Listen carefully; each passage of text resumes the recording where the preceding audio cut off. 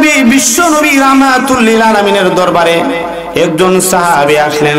এসে তখন ডাক দেয়া বললেন, ইয়া রাসূলুল্লাহ, ইয়া হাবিবাল্লাহ, ওগো নবীজি, আমার ঘরের মধ্যে একজন গোলাম রয়েছে। ইয়া রাসূলুল্লাহ, ইয়া হাবিবাল্লাহ, ওগো নবীজি, আমার ঘরের মধ্যে এমন একজন গোলাম রয়েছে। ওগো নবীজি, যে গোলামটা দেখা যায় সে যখন কাজ করে এই কাজের মধ্যে ফাঁকি দেয়, মাঝে মাঝে কাজ থেকে পলায়ন করে। ইয়া রাসূলুল্লাহ, ইয়া হাবিবাল্লাহ, ওগো নবীজি, আমার ওই গোলামটা কাজ থেকে পলায়ন করার জন্য, এই কাজে ফাঁকি দেওয়ার জন্য গো নবীজি আমি তাকে গালমন্দ করি, আমি তাকে মাঝে মাঝে মারপিট করি। ইয়া রাসূলুল্লাহ, ইয়া হাবিবাল্লাহ, এবার বলেন না এই জন্য আমার কি কোনো হিসাব হবে নাকি? আল্লাহ নবী বিশ্ব নবী রাহমাতুল লিল আলামিন ওই সাহাবীকে যখন ডাক দেয়া বললেন, সাহাবী রে, তুমি যে তোমার গোলামকে গালমন্দ করো, এই জন্য মহান আল্লাহ রাব্বুল আলামিন তোমার গালমন্দ যে তুমি গালাগালি করো, তোমার গোলামকে যেভাবে গালাগালি করো, তুমি তোমার গোলামকে যেভাবে মারপিট করো, তোমার গালমন্দ এবং মারপিট এইগুলা এক পাল্লার মধ্যে রাখা হবে। ও সাহাবী, তোমার গোলাম যে কাজ থেকে পলায়ন করে, এই পলায়নটুকু আরেক পাল্লায় রাখা হবে। রে সাহাবী, তুমি শুনে রাখো, তোমার গালমন্দ এবং মারপিটের পাল্লা যদি ভারী হয়ে যায়, তাহলে মহান আল্লাহ রাব্বুল আলামিন অবশ্যই এর হিসাব নেবেন, অবশ্যই এই জন্য তোমাকে ধরবে।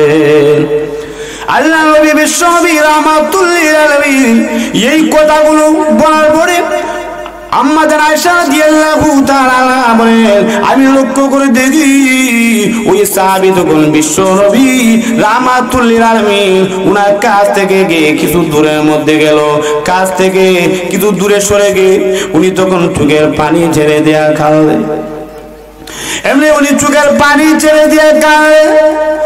আর চোখের পানি ছেড়ে দিয়ে কান্না করার পরে আল্লাহ নবী বিশ্ব নবী রাহমাতুল লিল আলামিনের দরবারে তখন এসে ডাক দেয়া বলতেছে, ইয়া রাসূলুল্লাহ, ইয়া হাবিবাল্লাহ, ওগো নবীজি, আমি যেভাবে আমার গোলামকে অতীতে মারপিট করেছি, কাজ থেকে পলায়ন করার জন্য, কাজ ফাঁকি দেওয়ার জন্য গো নবীজি, আমি যেভাবে আমার গোলামকে মারপিট করেছি, না জানি আমি আমার গোলামের উপর হয়তো জুলুম করে ফেলেছি গো নবীজি। ও গো নবীজি, এই জন্য হয়তো মহান আল্লাহ কিয়ামতের কঠিন ময়দানে মহান আল্লাহ হয়তো আমাকে এই জন্য ধরতে পারেন। ইয়া রাসূলুল্লাহ, ইয়া হাবিবাল্লাহ, ও গো নবীজি, এখন আমার কাছে একটা কাজ মাত্র বাকি রয়েছে। এখন আমি যদি কিয়ামতের কঠিন ময়দানে মহান আল্লাহর কাছ থেকে যদি বাঁচতে হয়, ও গো নবীজি, একটা মাত্র রাস্তা রয়েছে। ও গো নবীজি, সেই রাস্তাটা হলো এই মুহূর্তের মধ্যে আমি আমার গোলামকে আজাদ করা ছাড়া আর বিকল্প কোনো রাস্তা নাই। ও গো নবীজি, এই জন্য আমি আমার গোলামটাকে আজাদ করে দিলাম, বলেন না সুবহানাল্লাহ। গোলামটাকে আজাদ করে দিলাম। বাইরে আমার লক্ষ্য করে দেখুন, এই জন্য মানুষকে যদি অযথা গালমন্দ করা হয়, একজন মানুষ যদি আপনাকে গালি দেয় তাহলে আপনি চুপ থাকেন। আপনি যদি চুপ থাকতে পারেন তাহলে আপনার পক্ষে একজন ফেরেশতা গালি দেয়, বলেন না সুবহানাল্লাহ।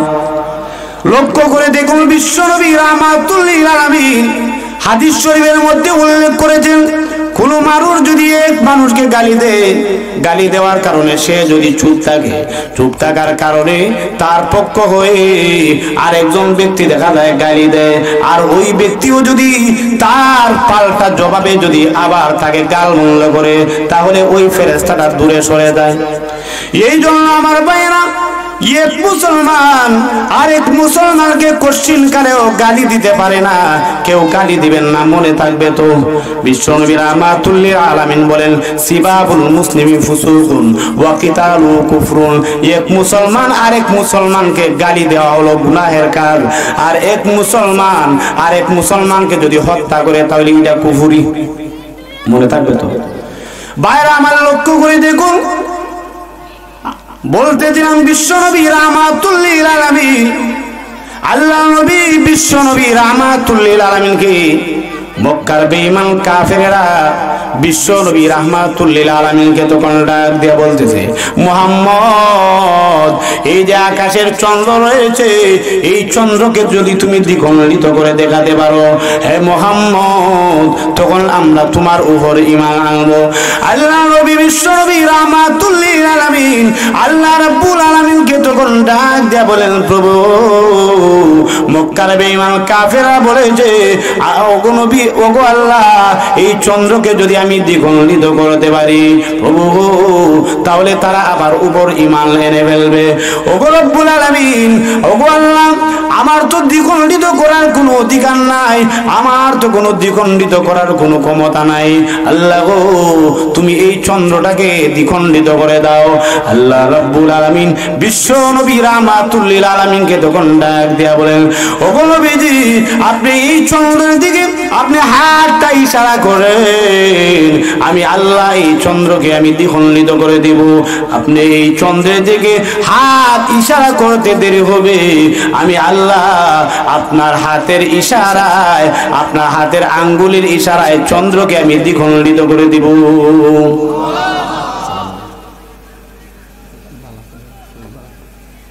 ভাইরা আমার লক্ষ্য করে দেখুন, সঙ্গে সঙ্গে চন্দ্রটা দ্বিখণ্ডিত হয়ে গেল।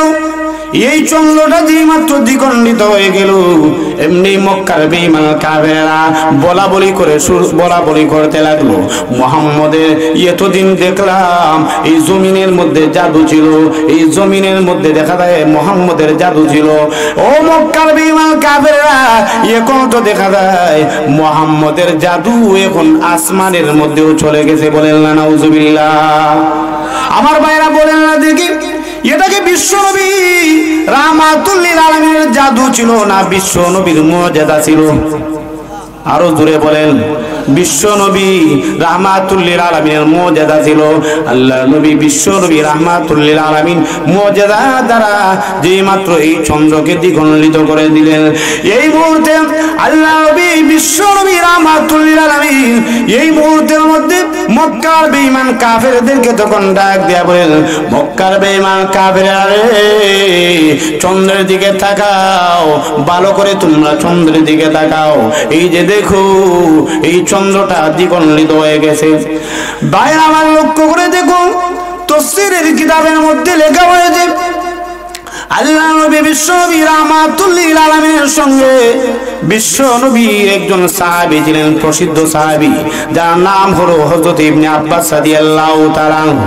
ইবনে আব্বাস রাদিয়াল্লাহু তাআলা আনহু বলেন, এই মাত্র বিশ্বনবী রাহমাতুল লিল আলামিন এই চন্দ্রের দিকে যেই মাত্র আঙ্গুল দ্বারা ইশারা করেছেন, আঙ্গুল দ্বারা ইশারা করতে দেরি হয়েছে, কিন্তু আমি লক্ষ্য করে দেখি এই চন্দ্রটা দ্বিখণ্ডিত হয়ে এই চন্দ্রটা একটা পাহাড়ের মধ্যে, এই চন্দ্রের একটা অংশ একটা পাহাড়ের মধ্যে চলে গেছে, আর আরেকটা অংশকে দেখা যায় আরেকটা পাহাড়ের মধ্যে চলে গেছে। বলেন না সুবহানাল্লাহ। আমার ভাইরা লক্ষ্য করে দেখুন, আল্লাহ নবী বিশ্বনবী রাহমাতুল লিল আলামিন এবার মক্কার বেঈমান কাফেরদেরকে তখন ডাক দেয়া বলেন, কাফেররা রে, চন্দ্রের দিকে তাকাও, চন্দ্রের দিকে তাকায় দেখো এই চন্দ্রটা দ্বিখণ্ডিত হয়ে গেছে। এমনি মক্কার বেঈমান কাফের ডাক দেয়া বলে, না না, এই মুহাম্মদের এই যে জিনিসটা দেখা গেছে, এই জিনিসটা হলো জাদু, এটা কখনো মুহাম্মদ আসলে চন্দ্রকে দ্বিখণ্ডিত করে নাই।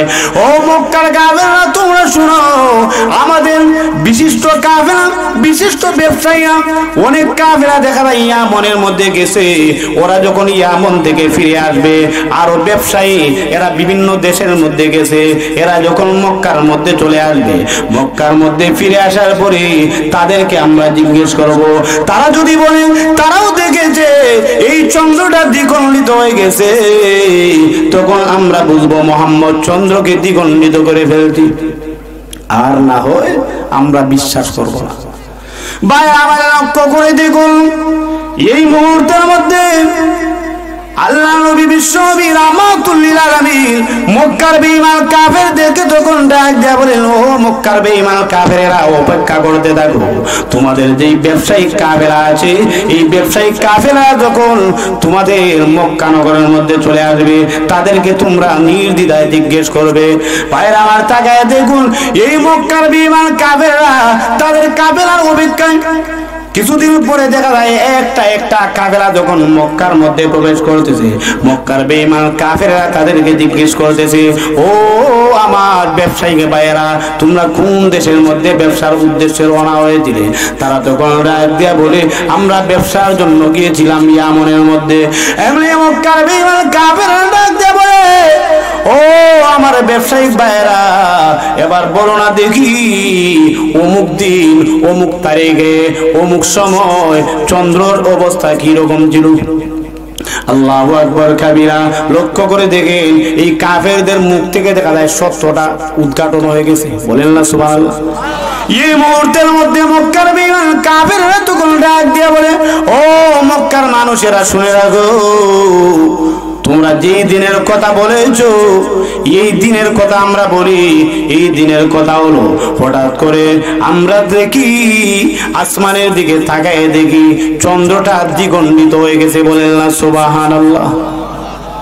বাইরে আমার তাকায় দেখুন, এরপরেও মক্কার বেঈমান কাফেররা বিশ্বনবী রাহমাতুল লিল আলামিনকে শেষ নবী হিসাবে মানে নাই, শেষ নবী হিসাবে তারা মানে নাই। এই মুহূর্তের মধ্যে বিশ্ব নবীকে তখন ডাক দেয়া বলে, ও মুহাম্মদ, আনতা সাহির আনতা মাজনুন। মুহাম্মদ রে, আনতা সাহির, তুমি জাদুঘর, আনতা মাজনুন, তুমি পাগল। বলেন নাউযুবিল্লাহ। আরো জোরে বলেন নাউযুবিল্লাহ। হ্যাঁ মুহাম্মদ, আনতা সাহির, তুমি জাদুঘর, আনতা মাজনুন, তুমি একজন পাগল। এইভাবে বিশ্ব নবীকে পাগল বলে আখ্যায়িত করত, বিশ্ব নবীকে জাদুঘর বলে আখ্যায়িত করত। কিন্তু আমার আল্লাহ কুরআনের মধ্যে আল্লাহ রাব্বুল আলামিন ঘোষণা দিয়ে বলেছে, ওয়া ইন্নাকা লাআলা খুলুকিন আযীম। বলেন না সুবহানাল্লাহ। হ্যাঁ নবীজি, ওগো নবীজি, মক্কার বেঈমান কাফেররা আপনাকে পাগল বলেছে। ওগো নবীজি, না না না, আপনি পাগল হতে পারেন না। ওয়া ইন্নাকা লাআলা খুলুকিন আযীম, আপনি নিশ্চয়ই, আমি আল্লাহ বলতেছি, আপনি মহান চরিত্রের অধিকারী। বলেন না সুবহানাল্লাহ। বাইরে আমার লক্ষ্য করে দেখুন, আল্লাহ নবী বিশ্ব নবী রাহমাতুল লিল আলামিনের উপর আল্লাহ রাব্বুল আলামিন আয়াত নাযিল করে জানায় দিলেন, ওয়ালাউ আন্না কুরআনান সুয়িরাত বিহিল জিবালু আও কুতিআত বিহিল আরদু আও কুল্লিমা বিহিল মাউতা। ওগো নবীজি, ওগো নবীজি, এই মক্কার বেঈমান কাফেররা কোশ্চেন কালেও আপনার উপর ঈমান আনবে না। আপনাকে তারা বলেছে, আপনি যদি চন্দ্রকে দ্বিখণ্ডিত করে দেখান, তাহলে তারা আপনার উপর ঈমান আনবে। ওগো নবীজি, আপনি যদি চন্দ্রকে দ্বিখণ্ডিত করে দেখান, এরপরেও তারা ঈমান আনবে না।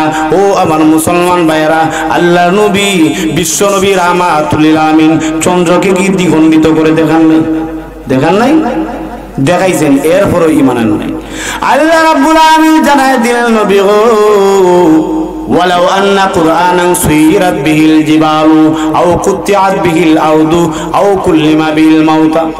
ওগো নবীজি, এই মক্কার বেঈমান কাফেরদেরকে যদি আপনি চাষাবাদ করার জন্য এই পাহাড়কে যদি আপনি সরায় দেন, মক্কার বেঈমান কাফেররা বলেছিল, মুহাম্মদ, এই যে বড় বড় পাহাড় আছে, এই পাহাড়গুলো তুমি সরায় দেও। হে মুহাম্মদ, এই পাহাড়গুলো তুমি সরায় দেও, আমরা যেন চাষাবাদ করতে পারি। আল্লাহ রাব্বুল আলামিন জানায় দিলেন, ওগো নবীজি, আপনি যদি এই পাহাড়কে সরায় দেন, আপনি যদি লাউ আন্না কুরআনান সুয়িরাত বিল জিবালু আও কুতিআত বিল আরদু, আপনি যদি পাহাড়কে যদি সরায় দেন, ওগো নবীজি, আও কুল্লিমা বিহিল মাউতা, মৃত ব্যক্তিরাও যদি কথা বলে, এই মৃতকে যদি আপনি কথা বলান, এরপরেও তারা ঈমান আনবে না, এরপরেও তারা ঈমান আনবে না। ভাইরা আমার জন্য আসুন, আল্লাহ রাব্বুল আলামিন মক্কার বেঈমান কাফেররা যখন আল্লাহকে গালি দিয়েছিল, বিশ্বনবী রাহমাতুল লিল আলামিনকে ঠাট্টা বিদ্রুপ করেছিল, আল্লাহ রাব্বুল আলামিন কসমকে বলেন, ও নবীজি দিনের কসম, রাত্রি যখন অন্ধকার হয় এই অন্ধকার রাত্রি কসম আমি আল্লাহ আপনাকে বলি নাই, বলেন না সুবহানাল্লাহ।